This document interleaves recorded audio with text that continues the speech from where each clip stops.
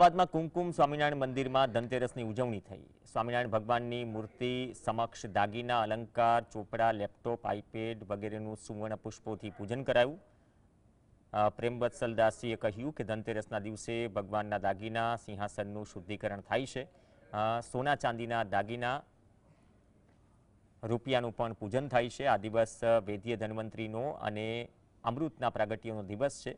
દેવોને આ દિવસે અમૃત મળ્યું હતું। આ દિવસે લક્ષ્મીનું પૂજન કરવાથી સંપત્તિ પવિત્ર બને છે અને તે પવિત્ર બન્યા પછી સદકાર્યોમાં ભગવાનના ઉપયોગમાં વાપરીએ તો નિર્ગુણ અને મોક્ષને આપનારી થાય છે।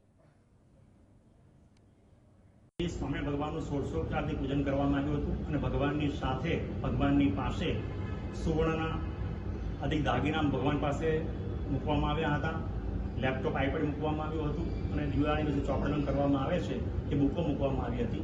કારણ કે આપણા હિન્દુ ધર્મમાં કહેવામાં આવ્યું છે કે જ્યારે ધનતેરસ હોય ત્યારે ભગવાનની પાસે જે ભગવાનના દાગીના ધરાવવામાં આવતા હોય એનું શુદ્ધિકરણ કરવું આવશ્યક છે। માટે શુદ્ધિકરણ કરવા માટે આ રીતે ભગવાનની પાસે દાગીના મૂકીને